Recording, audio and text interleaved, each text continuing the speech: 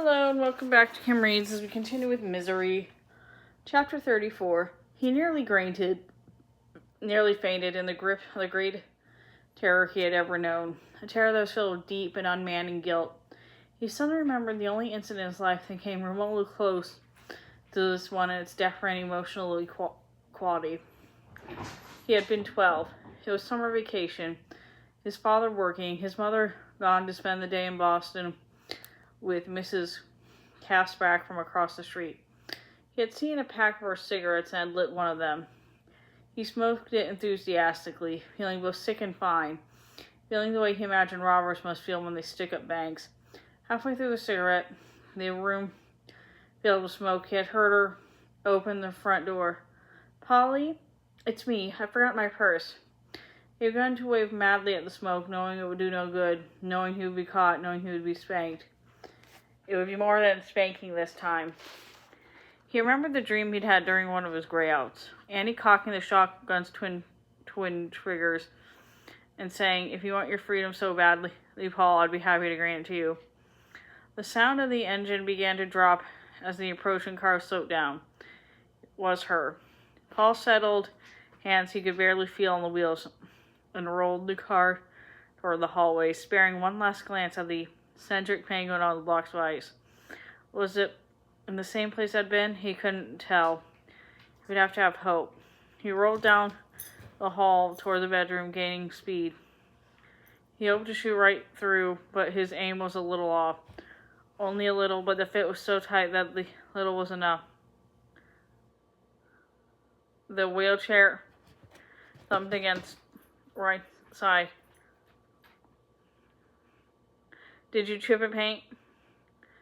His mind screamed at him. "Oh, Jesus Christ, did you chip the paint? Did you leave a track?" "No chip. There was a small dent, but no chip."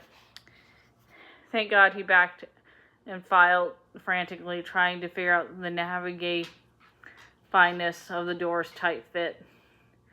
His motor car swelled, nearing and still slowing. Now I could hear the crunch of the snow tires.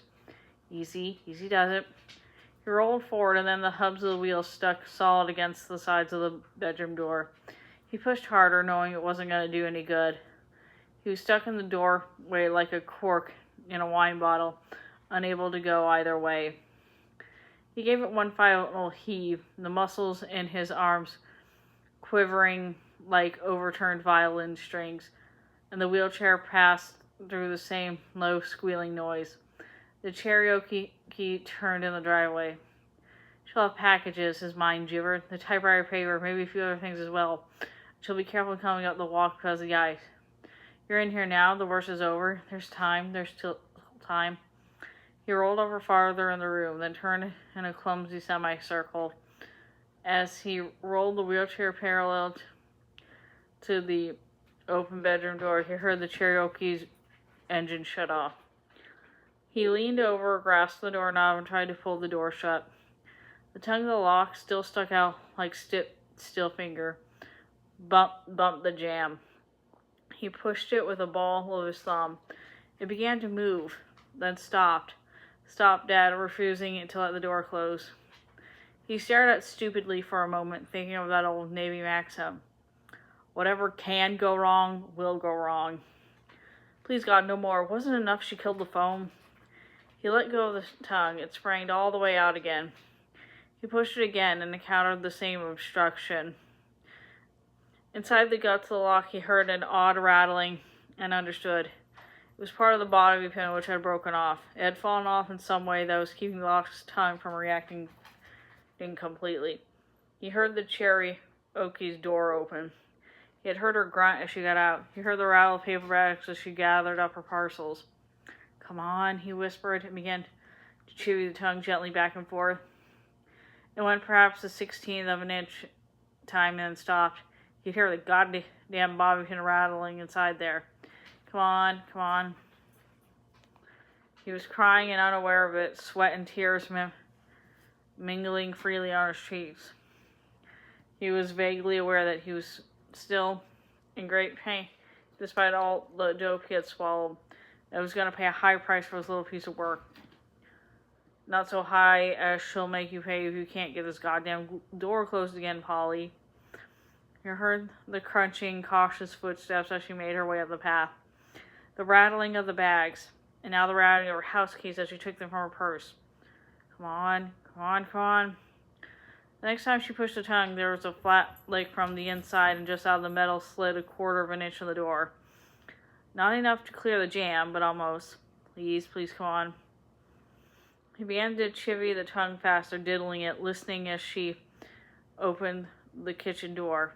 Then, like a hideous flashback to the day when his mother had caught him smoking, Annie called cheerily, Paul, it's me. I've got your paper. Caught. I'm caught. Please, God. No, God. Don't let her hurt me, God.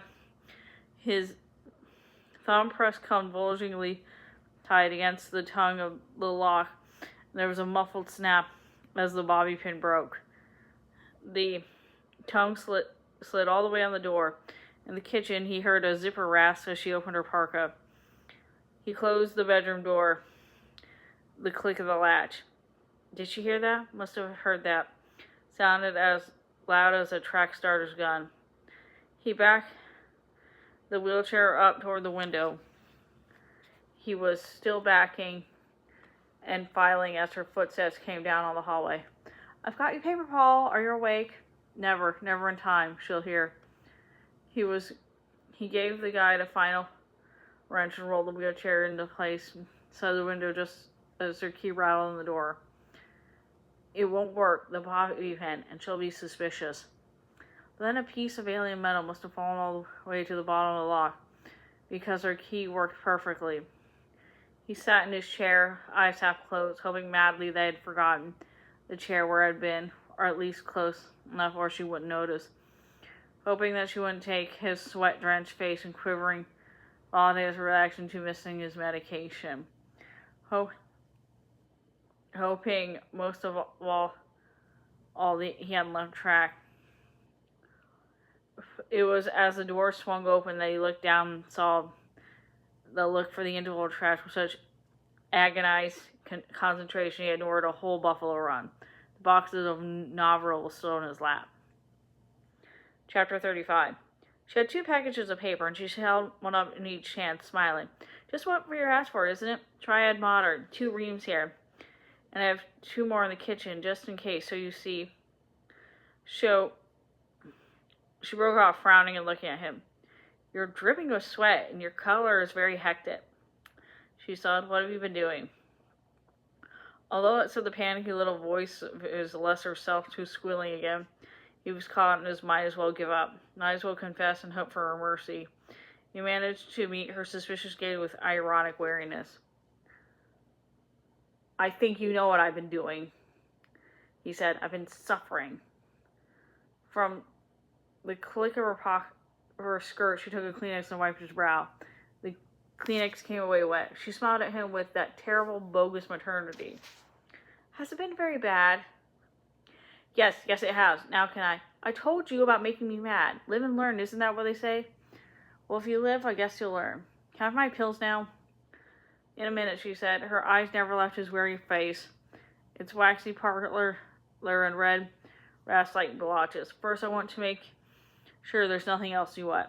Nothing else stupid old Annie Wilkes forgot, because she doesn't know how Mr. Smart Guy knows about writing a book.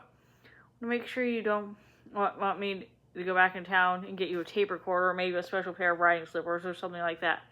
Because if you want to, I'll go. Your wish is my command.